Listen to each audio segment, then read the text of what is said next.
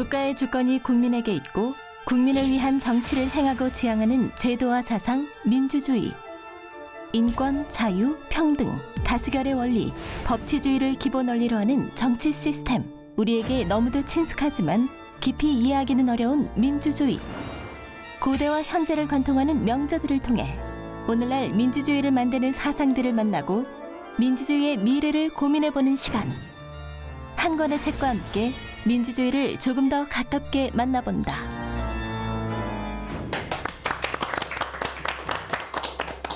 책 한 권에 담긴 민주주의 사상을 이야기합니다. 민주주의를 책으로 읽고 생각해보는 민주주의를 만나는 시간. 안녕하세요, 김소영입니다. 오늘로 벌써 4번째 시간이죠. 책을 통해 민주주의를 만나는 이 시간을 기다리는 분들이 더 많아졌으면 하는 바람으로 민주주의를 만나는 시간 시작하겠습니다. 오늘도 함께 이야기 나눠주실 세 분 모셨습니다. 시대의 고전을 명쾌하게 해석해주시는 공진성 교수님, 세상을 이해하는 빅데이터 전문가 김덕진 부소장님, 청년 세대의 생각을 대변해줄 한유경 학생 모셨습니다. 세 분 안녕하세요. 네, 안녕하세요. 반갑습니다. 민주주의에 대한 생각의 키를 조금 더 성장시켜줄 한 권의 책, 화면으로 먼저 만나보시죠.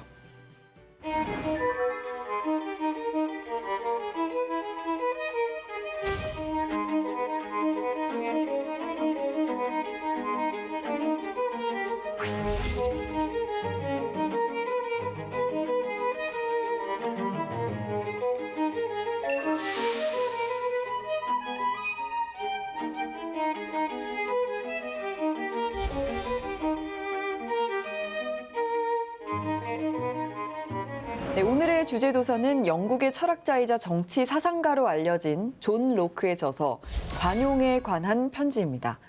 사실 존 로크 하면 많은 분들이 통치론이라는 책을 먼저 떠올릴 텐데요. 그에 못지않게 민주주의 사상을 이야기할 때 꼭 한 번은 다뤄야 할 책이 바로 관용에 관한 편지이죠. 교수님, 근데 이 책은 많이 알려져 있지는 않은 것 같아요. 안타깝습니다. 왜 안 알려져 있는지 모르겠는데요. 이 책이 다루고 있는 어떤 내용 그리고 배경이 한 400~500년 전 기독교 사회였기 때문에 현대 사회에서는 약간 좀 시대적인 차이가 있어서 그다지 덜 주목받고 있는 것이 아닌가. 그러나 이것이 여전히 현재에도 의미 있다는 것을 제가 이따가 설명드리겠습니다. 네, 오늘 이야기할 민주주의 그리고 관용의 정신, 이 큰 주제를 가지고 교수님께서 강연을 해주실 텐데 정말 기대가 됩니다. 유경 학생은 관용에 관한 편지 어떻게 읽었어요? 네, 저는 말씀하신 것처럼 존 로크 하면 통치론이나 뭐 고등학교 때 배웠던 사회계약론을 잘 떠올리게 되는데요. 근데 제가 전공 독서로 이제 이 책을 읽어보고 또 관용에 관한 편지를 새롭게 읽어보면서 종교의 자유 또는 자유에 대해서 더 포괄적으로 생각해 보게 된 것 같아서 오늘 교수님의 강연이 너무나도 기대가 많이 됩니다. 그러니까 우리 유경 학생은 어쨌든 이 전공 도서라서 열심히 읽으셨지만 저는 솔직히 좀 방송 때문에 좀 억지로 읽었습니다. 근데 읽고 나서 저 한 가지 궁금한 점이 생겼는데 이 관용에 대한 편지가요. 봤더니 특히 이제 종교의 자유에 대해서 이야기를 하고 있잖아요. 그런데 생각을 해보면 최근에 뭐 우리나라에서 뭐 종교를 뭐 믿는다고 뭐 잡혀가거나 뭐 이러지도 않는 어떻게 보면 좀 종교의 자유가 당연한 듯 여겨지고 있는데 과연 이 책이 지금도 유효한가? 뭐 이런 생각이 조금 들기는 했거든요. 어떤가요, 교수님?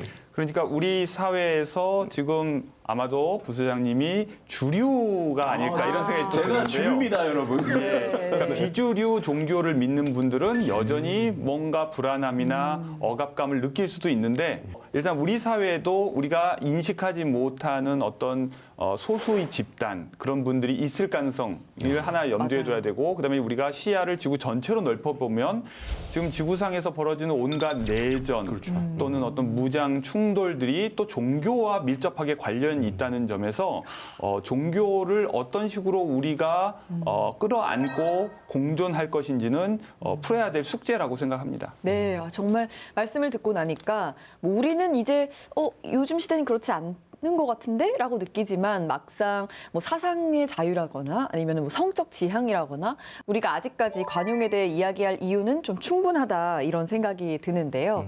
그럼 교수님 강연을 듣기 전에 먼저 존 로크가 어떤 인물이었는지 알아봐야 할 것 같습니다. 부소장님, 네. 존 로크에 대해서 좀 알고 계셨어요? 저 존 로크요? 존 로크는요, 시험 문제 정답 같은 사람이다. 뭐 이렇게 좀 이야기할 수 있을 것 같아요. 왜요? 예를 네. 들면 한번 해보세요. 제가 만약에 시험을 냈어요. 영국의 대표적인 경험주의 철학자, 또 뭐 계몽주의의 선구자로 평가받는 철학자는 누구인가? 정답은 하면은 존 로크. 그렇죠.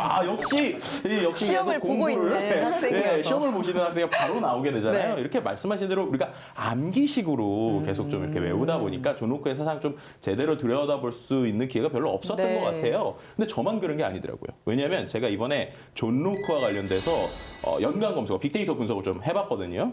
지난 5년간 저 보시는 것처럼 유명 철학자의 검색량을 비교한 것입니다. 보시게 되면 칸트가 이제 전체적으로 봤을 때 상대적으로 한 40 정도의 비율이 나왔고 플라톤이 32가 나왔는데 존 로크는 겨우 2가 나왔어요. 그러니까 오. 그만큼 우리나라 사람들한테 이 존 로크에 맞아요. 대한 인식이 아주 미미하다. 뭐 이렇게 얘기할 수 있을 것 같고요. 또 급상승 검색어도 말씀드렸던 칸트와 플라톤을 한번 비교를 해봤어요. 그랬더니 칸트 같은 경우에는 보시는 것처럼 1위부터 5위까지 우리가 알고 있는 내용들도 잘 나오고 나 플라톤도 관련된 내용들이 잘 나오는데요. 그런데 안타까운 것은 존 로크와 관련돼서 검색을 하면 거의 뭐 급상승 검색어 찾아볼 수도 없었고 그나마 나오는 게 통치론 뭐 하나 정도 관련 검색어로 나오는 것을 볼 수 있었습니다. 이 말씀을 듣고 나니까 진짜 이번 기회에 교수님과 함께 존 로크의 사상에 대해서 정말 좀 제대로 알려야 되겠다 이런 생각이 드는데요. 유경 학생은 오늘 교수님 강연을 듣기 전에 좀 궁금한 점이 있다고요? 네네.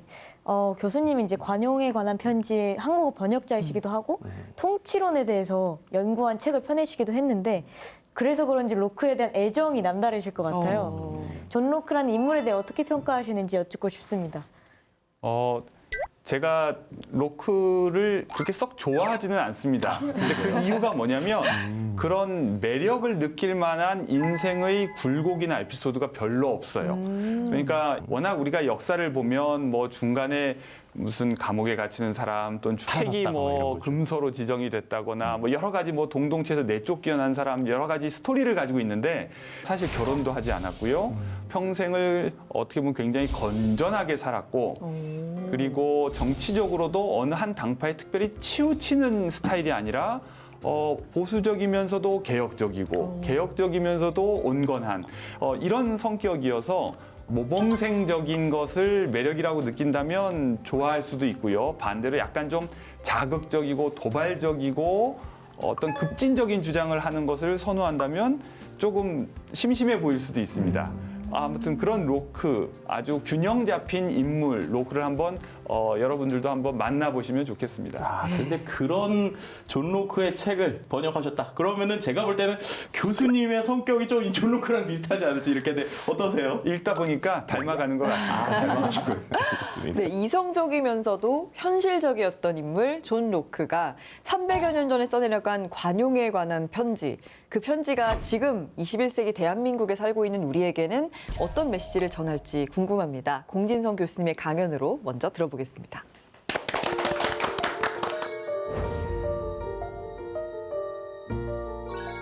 예, 오늘은 이제 존 로크의 관용에 관한 편지에 대한 이야기를 해보려고 하는데요. 먼저 이 책이 탄생하게 된 배경만 좀 간단하게 짚고 넘어가겠습니다. 바로 17세기 유럽 사회로 잠깐 가보겠습니다. 이 책은요, 1685년경에 로크가 암스테르담에서 망명 시절에 작성을 한 것입니다. 그 1685년에 낭트 칙령이라고 하는 것이 폐지됩니다. 폐지. 자, 폐지가 되려면 일단 먼저 제정이 되어야겠죠. 그래서 이 폐지가 된 일로 인해서 로크가 무엇인가 이야기를 하고 싶었던 거죠. 자, 이 역사적 배경을 우리가 이제 좀 거슬러 올라가 보면요. 유럽 사회가 당시에 기독교 사회라고 하는 데로 우리가 이제 거슬러 올라가게 됩니다. 유럽에는 잘 자란 나라들이 많이 있지만 공통점은 우리는 기독교인들이다 이런 거죠. 그런데 이 기독교 사회라고 하는 정체성에 제일 큰 도전이 하나 생겼는데요. 바로 그 사건이 바로 1517년에 일어난 그 사건입니다. 종교개혁입니다. 마틴 루터라는 독일 사람이 독일에 있는 비텐베르크라고 하는 작은 도시에서 종교 개혁을 처음 일으킵니다. 그것이 1517년 일인데요. 그 이후로 카톨릭 사회였던 유럽의 곳곳에서 이 루터의 정신에 동의하는 사람들이 조금씩 이제 등장하기 시작하는 거죠. 즉 기독교 세계 내에서의 개혁 운동이 일어나는 것입니다.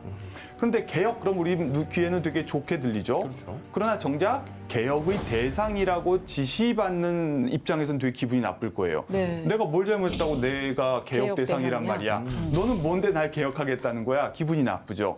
그러니까 주류는 힘을 가진 사람들은 그 개혁을 누르려고 했고 무시하려고 했고 어떻게든 배척하려고 했습니다. 자, 그렇게 해서 유럽은 이제 본격적으로 분열되기 시작했습니다. 우리도 오늘날 한 집안에서 다 같은 종교를 믿으면 가족이 참 행복하죠. 그렇죠. 그런데 갑자기 밥 먹는데 식구들 중에 하나, 둘, 엄마 나는 절에 갈래, 엄마 나는 성당 갈래, 엄마 난 교회 갈래 이러는 순간 가족 간에 불화가 생기겠죠. 바로 이런 불화가 시작된 겁니다. 불화에 임하는 우리의 자세는 어떠해야 할까요? 이해하려고 노력해야 될 것 같은데. 처음부터 참을까요? 처음엔 참기 힘들겠죠. 아버지의 체면이 있지, 네. 엄마의 체면이 있지. 네. 처음부터 참지는 못하죠. 그러니까 처음에는 네가 누군가한테 현혹돼서 그런다. 그러면서 계속해서 달래기도 하고 으르기도 하고 아니면 방에다 가둘 수도 있습니다. 그러다가 하다 못하면 참는 거죠. 자, 바로 관용이라고 하는 것, toleration 또는 tolerance라고 하는 것은 그렇게 하다못해 참게 되는 것입니다.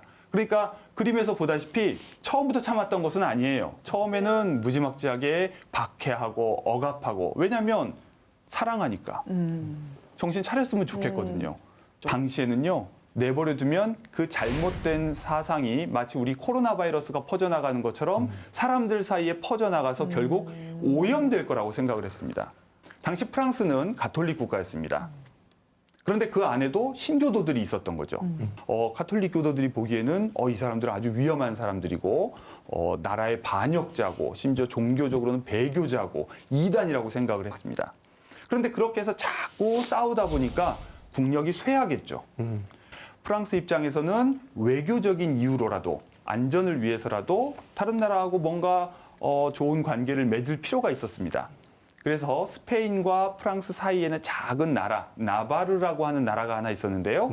그 나라는 신교 국가였는데요. 신교 국가 왕을 프랑스 왕이 자기 여동생과 결혼시켰습니다. 그러니까 뭐 있을 수 있는 일인데 기왕이면 같은 종교를 믿는 사람들끼리 결혼을 하면 뭐 별 문제가 없었겠죠. 그런데 마치 신교도는 구교도는 신교도를 무슨 벌레 보듯이 하는 이런 상황에서 국제적인 질서, 안정과 평화를 위해서 정략 결혼을 시킨 겁니다. 그러니 공주도 편치 않았을 거고 그 왕도 아주 불편했겠죠. 그래서 결국은 결혼식을 하기 위해서 나바르의 왕이 축하 사절들과 함께 파리를 방문합니다. 그런데 결혼식을 치르고 나서 가장 끔찍한 사건이 하나 벌어졌는데요. 파리에 있는 가톨릭 교도들이 은밀하게 왕의 명령을 받아서 신교도들을 죽입니다.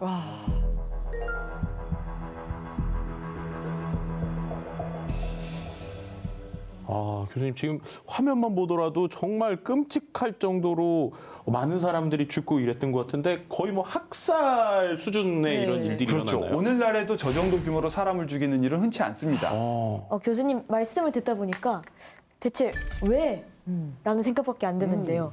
저렇게까지 해야 할 이유가 있었을까요? 우리가 지금 그런 의문을 품는 것은 한편으로 보면 우리가 사는 세상에서는 종교가 이제 개인의 선택의 문제이고 그렇죠. 그리고 내가 옳다고 믿는다는 이유로 남에게 어떤 무력을 행사하지는 않아야 한다는 합의가 있기 때문입니다. 네. 그런데 우리가 그것을 생각해보고 내 판단에 옳지 않은 것 같아. 그럼 나는 다른 생각을 할래. 이럴 권리나 자유가 예전에는 없었습니다. 그렇기 때문에 우리가 보기엔 굉장히 낯선 시대지만 사실 그 당시 사람들로서는 어떻게 보면 자연스러운 일일 수도 있었던 겁니다. 이 당시에도 유럽 사회 종교 전쟁이 뭐 이 학살로 끝난 게 아니라 굉장히 오래 지속이 됐었잖아요. 그렇죠. 그러니까 종교개혁이 일어난 후에 유럽 사회가 분열되고 나서는 가능하면 힘으로라도 해결해 보려고 하는 노력이 있었습니다. 그래서 이 노력이 100년, 200년, 300년 유럽 사회에서도 계속해서 지속됐던 거죠. 그런데 이제 조금 전에 말씀드린 그 나바르의 왕 헨리케 네. 3세라고 하는 사람이 몇십 년이 지난 후에 본인이 프랑스의 왕이 됩니다. 그럼 과거에 복수를 해야 할까요? 나의 동족들을 죽인. 복수라기보다는 오히려 이제 그 사람이 또 생각하고 있는 생각을 내가 생각하는 게 진짜다 라면서 알려주지 않았을까요? 그럴 수도 있습니다. 이것이 더 훌륭하다는 것을 보여줘야 되겠죠. 그렇죠. 그 방법으로 택한 것이 뭐냐면 바로 관용 정책입니다. 그것은 뭐냐면 본인이 가톨릭 신자들의 우려를 불식시키기 위해서 일단 본인이 먼저 구교로, 그러니까 가톨릭으로 개종을 하고 대신 파리를 제외한 프랑스의 영토에서 신교도들의 자유를 인정하라는 거죠. 그러면 가톨릭 신자들도 이 나라가 완전히 신교도에게 넘어가겠구나 하는 우려는 안 할 수 있고, 그러나 동시에 프랑스에 있는 신교도들도 신앙의 자유, 종교 활동의 자유 이런 것들을 보장받을 수 있게 된 겁니다. 바로 이때 서명한 것이 낭트 칙령이라고 하는 것입니다. 굉장히 종교 전쟁을 불식시켰다는 점에서는 의의가 있었을 것 같다는 생각이 드는데요. 매우 훌륭한 조치였죠. 근데 이 낭트 칙령이 아까 폐지됐다고 맨 처음에 말씀하셨잖아요. 예. 네, 그러고 나서 다시 그럼 신교도들이 박해를 받게 된 건가요? 그렇습니다. 1685년, 아까 말씀드린 1685년에 가서 프랑스의 왕이 다른 사람으로 바뀌고 나니까 또 이것이 손바닥 뒤집듯이 번복된 겁니다. 네. 그 왕이 누구였을까요?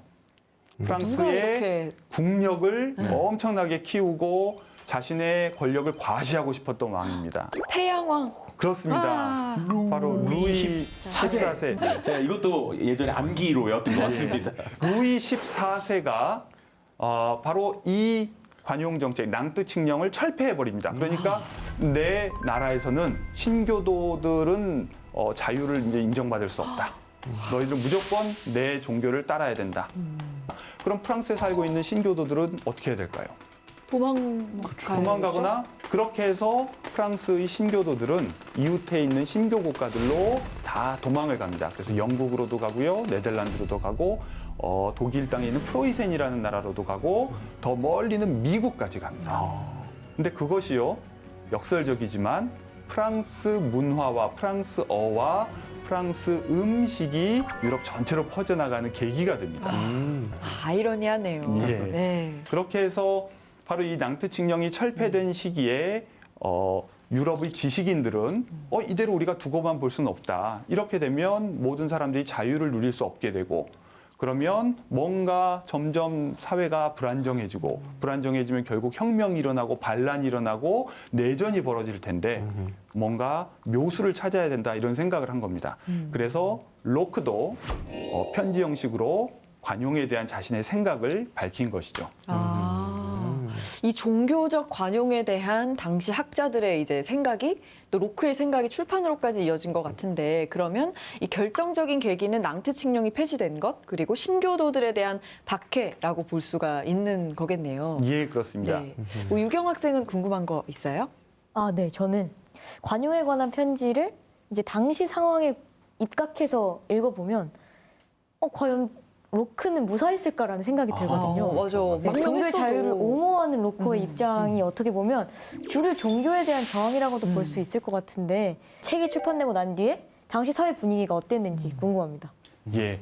제가 아까 존 로크는 어떤 이렇게 자극적이거나 급진적이거나 어떤 센 주장을 한 사람은 아니라고 말씀드렸죠. 굉장히 균형 잡힌 사람이었습니다.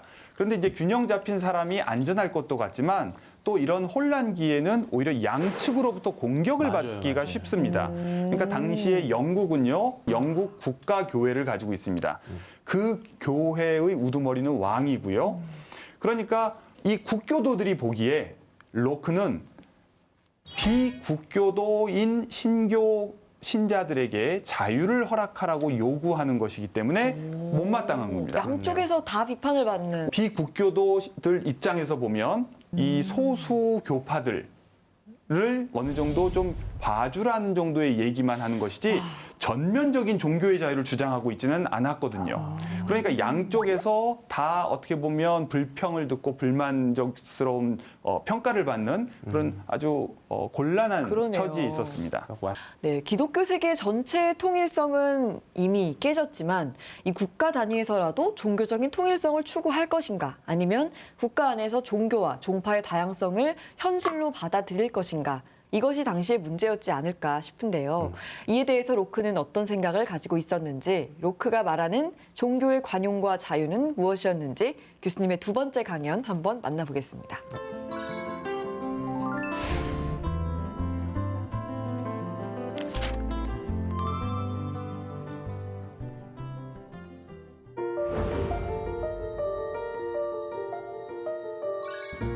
이제 본격적으로 로크가 관용에 관한 편지라는 책에서 어떤 이야기를 하고 있는지 좀 살펴볼 텐데요.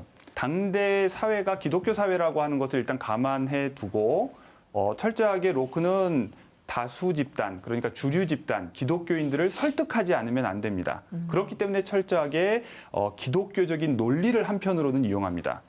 그러나 동시에 다른 한편으로는 이 종교가 다른 사람들을 하나로 묶어서 영국인으로 또는 네덜란드인으로 또는 프랑스인으로 즉 정치적 통합은 동시에 이루어야 하기 때문에 그래서 로크는 이것을 설명하기 위해서 사회라는 개념을 도입합니다. society라고 하는 건데요. 자, 사회의 특징이 뭘까요? 다양한 것들이 많이 모여있는? 그런데 그 사회에 모인 이유가 뭘까요? 우리 함께 잘 살아보자. 뭔가 공동의 목적이 있겠죠. 그렇죠. 그 공동의 목적이 있으니까 모였고 내 목적을 달성하는 데에 이제 도움이 되지 않는다거나 다른 목적을 추구하고 싶으면 나가면 되는 겁니다. 즉 사회의 특징은 가입과 탈퇴가 자유로운 것인데요. 로크는 종교라는 것 또는 교회라는 것은 바로 이 사회다. 교회는 어디까지나 종교 사회다. 국가는 정치 사회다. 그러니까 우리가 다 목적이 있어서 이 안에 들어와서 함께 뭔가를 해보려고 하는 건데 목적이 다르면 찢어지는 게 당연한 거다. 우리가 정치적인 목적, 즉 육체의 안전과 재산의 보호와 이런 것들을 위해서 국가라고 하는 정치 사회에 가입을 했지만 네네. 동시에 내 영혼의 구원이라고 하는 종교적 목적을 위해서 또 어느 교회라고 하는 교회 사회에 내가 가입을 한 것이다. 그런데 내가 여기에 가입했다가 탈퇴한다고 해서 나를 갑자기 때린다거나 나를 갑자기 죽인다거나 네. 이것은 부당하다. 근데 당시로서는 굉장히 급진적인 생각이었겠다는 느낌인데요. 그렇습니다. 네. 그럼 로크는 날 때부터 딱 이렇게 생각을 할 수 있었던 건가요? 로크도 처음부터 알았던 건 압니다. 로크는 어디서 봤지 그걸? 영국에서부터만 살아서 늘 똑같은 사람들하고만 만나면 다른 사람이 생기면 큰일 나는 줄 알았겠죠. 그렇죠. 본인도 어렸을 때는 모범생이었기 때문에 그러니까 오히려 약자한테 그게 그렇게 본질적인 것도 아닌데 왜 그렇게 그거 가지고 이렇게 시비들을 걸고 뭘 그렇게 꼭 달라야 되겠어? 이런 생각이었던 거죠. 그런데 이제 나이가 들어서 외국에 나가 보니까 아하. 다른 나라에 가 보니까 종교가 다른 사람들이 모여서 아무렇지도 않게 잘 사는 것을 보게 된 겁니다. 이 사람들은 의외로 멀쩡하게 잘 사네? 종교가 달라도 큰 탈이 안 나네? 네. 자, 이 경험이 로크에게 다른 생각을 가져다 준 겁니다. 결국 종교적 관용에 대한 생각을 로크가 바꾼 것도 새로운 경험이 있었기 때문에 가능했다는 게 참 신기한데요. 그러면 로크는 그 새로운 국가에서 이래도 되는구나 라는 걸 안 다음에 구체적으로 어떤 것이 관용이다 라고 말을 했는지도 좀 궁금합니다. 오늘날 현대인들은 관용을 개인의 태도 또는 정신으로 생각하기 쉬운데요. 로크는 구체적으로 이것을 제도로 생각했습니다. 그러니까 뭐냐면 국가와 교회가 다르다. 국가도 하나의 제도죠. 교회도 하나의 제도입니다. 이것은 다르다고 하는 것이죠. 그런 의미에서 관용은 로크가 생각하는 관용은 구분, 분리이고 그 구분과 분리가 가능하려면 사회 전체의 제도적 구분이 되어 있어야 됩니다. 예를 들면 제가 어려서 태어나서 집 밖으로 한 번도 나가지 않고 집안에서 아버지한테서 교육도 받고 아버지와 함께 종교 생활도 하고 아버지와 함께 경제 활동도 하고 모든 것을 집안에서 한다면 구분이 안 되겠죠. 네. 그렇죠. 아버지의 역할이 어디서부터가 종교적인 우두머리인지 아버지로서의 아버지인지를 구분을 못할 겁니다. 즉 우리는 다른 경험을 통해서 비로소 이것이 다르다는 것도 깨닫게 되지만 제도적으로 이것이 구분되어야 네. 또 생각을 달리할 수 있게 되는 것이죠. 바로 이 생각, 공적 영역과 사적인 영역의 구분, 국가와 교회의 구분이라고 하는 아이디어를 제시한 겁니다. 아하. 그것은 그 당시로서는 굉장히 도발적인 그랬을 것이었죠. 것 같아요. 왜냐하면 이 모든 것을 다 한 손에 쥐고 있던 사람 입장에서는 하나를 포기해야 되거든요. 맞아요. 예전에는 왕이 교회의 왕이기도 하고 그렇습니다. 국가의 왕이기도 한 그냥 절대자였잖아요. 그렇습니다. 근데 이런 구분이 되게 불쾌하게 느껴졌을 것 같아요. 당시에도 여전히 그것에 반대하는 사람들이 굉장히 많았고요. 사실 신자들 입장에서도 우리가 정권을 잡으면 이 정권을 이용해서 내가 믿는 종교를 모두에게 강요할 수 있을 것 같은데 이 구분을 받아들이자니 왠지 나에게 손해가 될 것 같은 느낌을 받을 수 있거든요. 사실 이걸 우리가 이제 정치적으로 확장해서 얘기해 보면 모든 사람들이 일상생활에서 뭔가 불편함이나 불만을 느낄 수 있습니다. 그러나 그것을 정권을 장악해서 해결하려고 하는 순간 다른 사람들도 그러면 모두 정권을 장악해서 문제를 해결하려고 덤벼들겠죠. 싸움이 나는 거죠. 그렇죠. 네. 당시에 종교 전쟁이었다면 오늘날은 다른 전쟁이 얼마든지 벌어질 수 있는 겁니다. 그래서 구분, separation 이것이야말로 관용이고 심지어 그것이 신의 뜻이라고 로크는 주장했습니다. 그러니까 바꾸려고 그리고 이겨서 빼앗아 오려고 하는 게 아니라 인정하고 우린 달라, 구분하자 이런 이야기인 거네요. 그렇습니다. 처음부터 사람들이 그것을 받아들이지는 못했지만 결국은 전쟁이 지속되고 갈등이 지속되고 힘이 비등비등해지자 이제 어느 누구도 완전히 통일적인 국가를 만들 수 없다고 생각했을 때 이제 이 제도적 구분이라고 하는 것을 받아들이게 된 거죠. 친구들 간에도 사실 네 생각, 내 생각이 다른 건 알지만 왠지 화나고 내 생각 쪽으로 옮겨오게 하고 싶은 그런 때가 좀 있잖아요. 그러니까요. 맞아요. 진짜 내 생각만 강요하다가는 친구들하고 또 멀어지고 또 결국에는 그래 네 갈 길 가라 약간 이런 맞아요. 식으로 멀어지게 되는. 절교할 때도 있을 것 맞아요. 같아요. 그래서 이럴 때는 좀 서로 이해하고 이런 관용의 정신이 필요하지 않을까라고 생각을 하는. 그러니까 이 관용이라고 하는 것이 나는 친구 없이 혼자서 살 수는 없어요. 맞아요.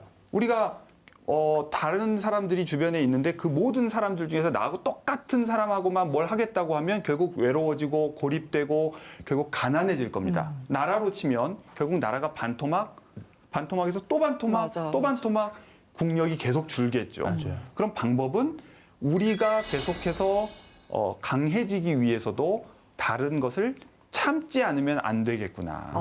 그러니까 톨러레이션이라고 하는 것은 내 생각을 바꾸라는 것도 아니고 네. 상대방 생각을 바꾸라는 것도 아니고 다른 건 다른 건데 우리가 다르지만 함께 가는 것이 서로 도움이 되니까 유익하니까 참자고 하는 겁니다.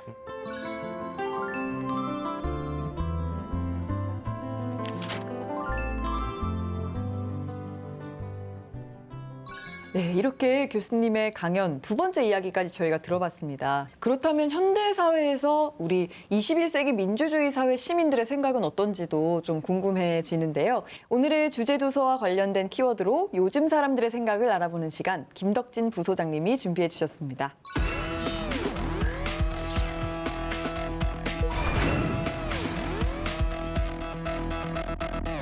네, 이 빅데이터로 읽는 관용에 관한 편지. 첫 번째 키워드는요, 바로 종교입니다. 최근 1년 동안의 데이터를 한번 살펴봤는데요.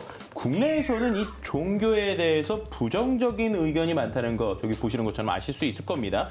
특히나 지난해 3월 그리고 8월에 이 부정의 비율이 상당히 높았는데요. 이게 왜 그런가 관련 내용을 찾아봤더니 다들 기억하시겠지만 이 코로나19 상황에서 열린 뭐 종교 집회라든지 이러한 어떤 현상들 때문인지 그런 것에서 종교에 대한 부정적인 영향들이 상당히 높았다라고 볼 수 있을 것 같습니다.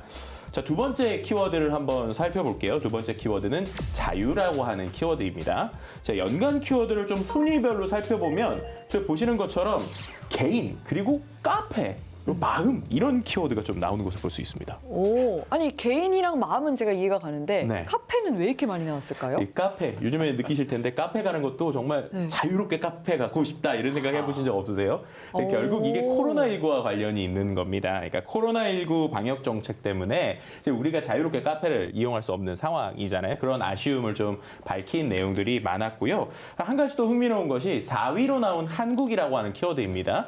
자유 그리고 한국에 대한 키워드 감성 분석 결과 부정보다는 좀 긍정이 높았어요. 그래서 우리나라에서는 표현의 자유, 행복할 수 있는 자유가 높다라고 생각하는 의견이 많은 것을 볼 수 있었습니다. 네, 뭐 종교, 자유 이 키워드에 관련해서는 지금 코로나19라는 현재 상황이 참 반영된 결과가 맞아요. 나온 것 같습니다.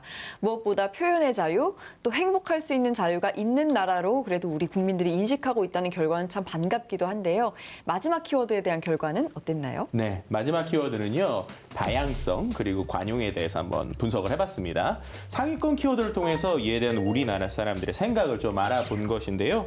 보시는 것처럼 다양성에 관련된 관용의 정신은 뭐 사회적으로 세계적으로 중요하다 그리고 필요하다라고 생각하고 있었고요. 하지만 아직 우리 사회에서는 이런 다양성에 대한 관용이 좀 부족하다. 그래서 변화해야 된다, 노력해야 된다라는 생각과 관련된 키워드들을 좀 볼 수 있었습니다.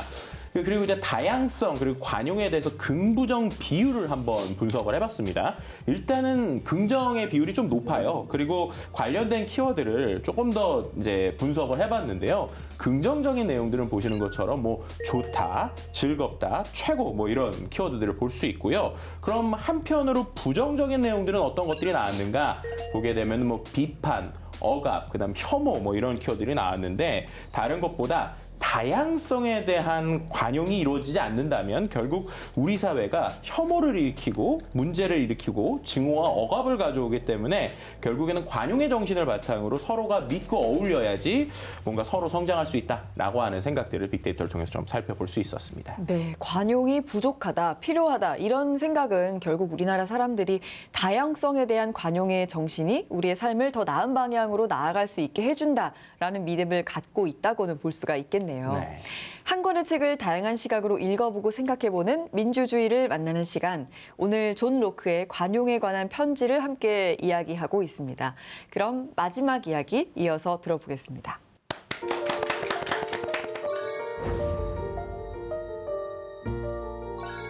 예, 관용에 관한 편지는 17세기에 어떤 특수한 역사적 사건을 배경으로 해서 작성이 되었는데요.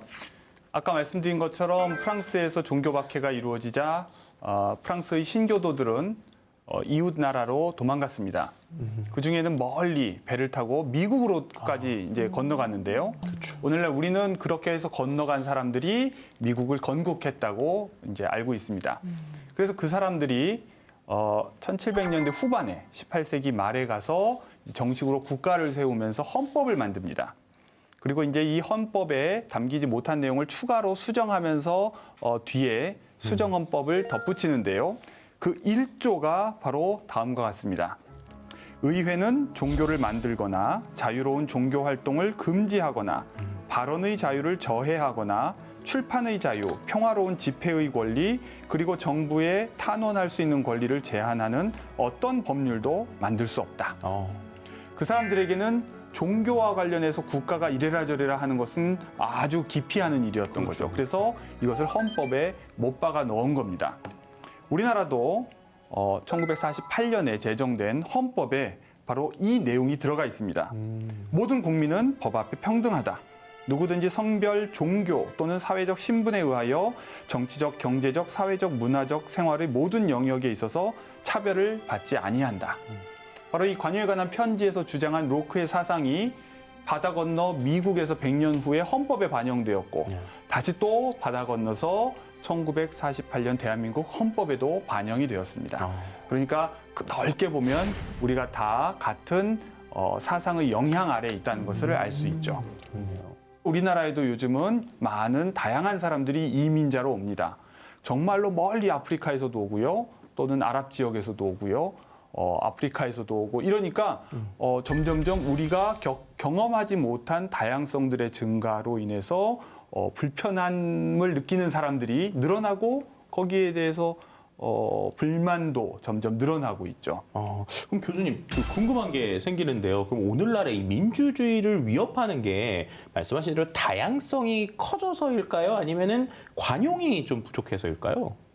둘 다라고 생각하는데요. 네. 아까 제가 이제 관용이라고 하는 것은 구분이다 이렇게 말씀을 드렸는데 새로 들어온 사람이나 그 사람들을 맞이하는 우리나 양측이 다 마찬가지인데요. 뭔가 공통점을 찾고 차이점을 틀린 것이 아니라 다른 것으로 이해하도록 하는 어떤 작업이 필요한데 그 작업이 충분히 이루어지기 전에 다양성이 너무 빠른 속도로 증가하면 사람들이 쫓아갈 수가 없는 거죠. 그래서 지금 미국 같은 사회도 너무나 다양성이 증가한 나머지 자기의 주류의 지위를 위협받는다고 느끼는 백인들이 거세게 그런 혐오를 드러내기도 하죠. 바로 이렇게 꼼꼼하게 준비해서 사람들을 받아들여도 쉽지 않은 문제를 지금 너무 무턱대고 마구 이렇게 열어버린 거죠. 지금 뭐 존 로크가 말했던 관용뿐 아니라 현대 사회에서 우리가 가지고 있는 여러 가지 어려움, 문제점에 대해서도 짚어주셨는데요. 그럼 마지막으로 교수님, 지금 이 민주주의 사회에서 개인의 자유와 또 공동체의 통합을 함께 이루려면 어떤 노력들이 필요할까요? 민주주의는 기본적으로 구성원들 간의 평등을 전제합니다. 그런데 평등하다고 해서 모든 사람이 똑같다는 뜻은 아닙니다. 그러나 과거의 사람들은 변화가 없이 한 집안에서 계속해서 살 때는 평등하다는 것을 믿기가 쉬웠지만 이제 구성원들이 계속해서 바뀌고 외부와 접촉하면서 다른 생각을 가지게 되고 다른 지향을 가지게 되면 이제 똑같음은 당연한 사실이 아니라 발견되어야 합니다. 그래서 우리 주위에 있는 사람들이 어떤 의미에서 다르지만 또 어떤 의미에서 똑같은지 똑같아야만 똑같다고 얘기하는 것은 쉬운 거죠. 그러나 다른 것에서도 똑같다는 것을 우리가 찾아낼 수 있을 때 우리는 평등해질 수 있고 그리고 평등한 사람들이 함께 결정하고 함께 참여하는 정치 제도가 바로 민주주의라고 할 수 있겠습니다.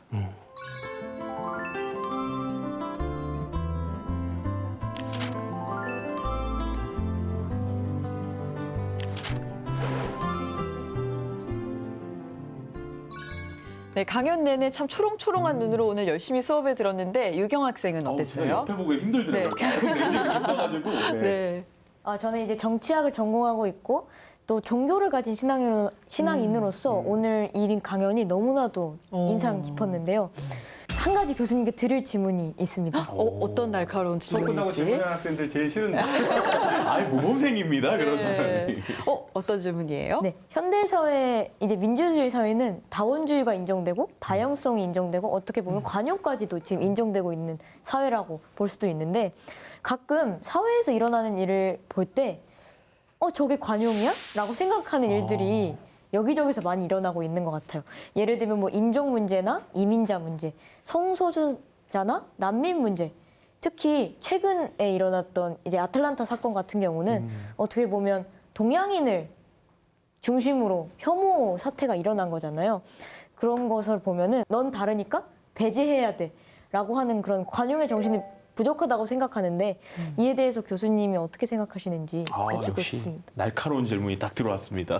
예, 현대 사회가 이미 이제 충분히 자유로워지고 모든 사람들의 자유가 다 보장된 것처럼 얼핏 느껴지는 그 순간에도 꼭 그런 사고들이 나죠. 그런 의미에서 우리가 관용을 실천하기 위해서는 익숙함에 안주해서는 안 되고 내가 옳은 것이어서 그것을 받아들인 것이 아니라 내가 그것을 그냥 받아들였기 때문에 옳은 것으로 믿고 있는 것은 아닌가 의심해 볼 필요가 있습니다.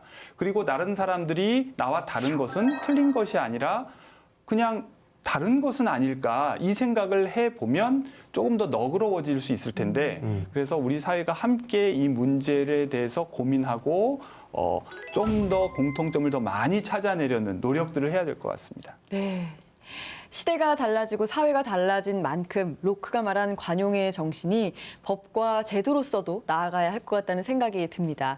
이제 민주주의를 만나는 시간 마지막 순서죠. 함께 읽으면 좋은 책 짝꿍 도서 소개할 시간입니다.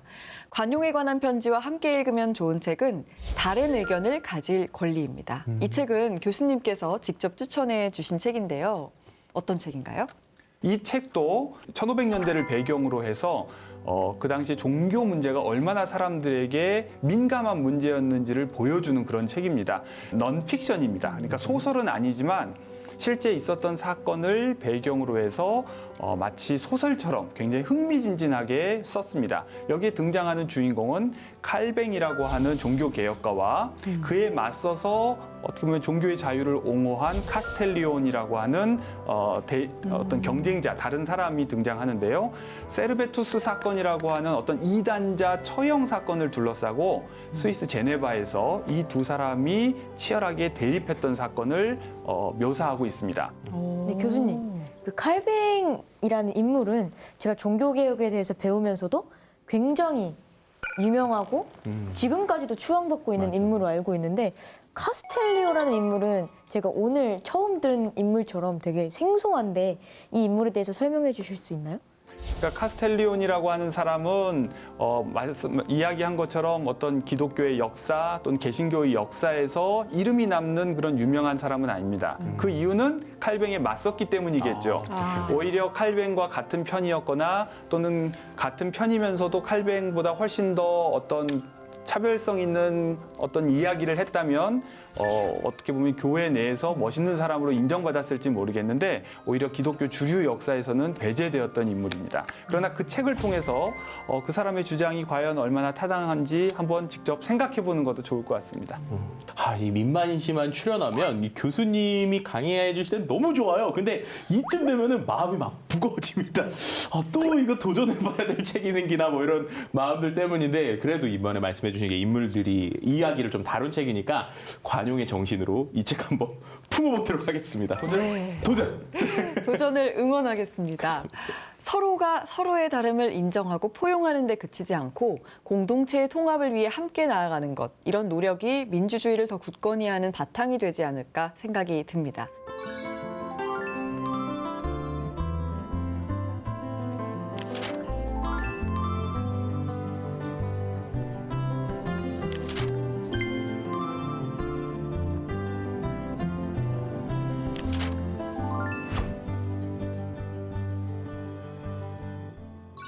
존 로크의 저서 관용에 관한 편지를 통해서 상호 관용의 정신과 자유의 가치를 되새겨본 민주주의를 만나는 시간, 오늘은 여기까지입니다.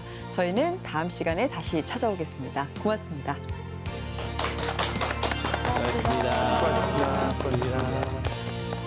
그런데 갑자기 밥 먹는데 엄마 나는 절에 갈래. 엄마 나는 성당 갈래. 이해하려고 노력해야 될 것 같은데. 처음부터 참을까요? 참기 힘들겠죠. 다르지만 함께 가는 것이 서로 도움이 되니까 참자고 하는 겁니다. 나와 다른 것은 틀린 것이 아니라 다른 것은 아닐까 공통점을 더 많이 찾아내려는 노력들을 해야 될 것 같습니다.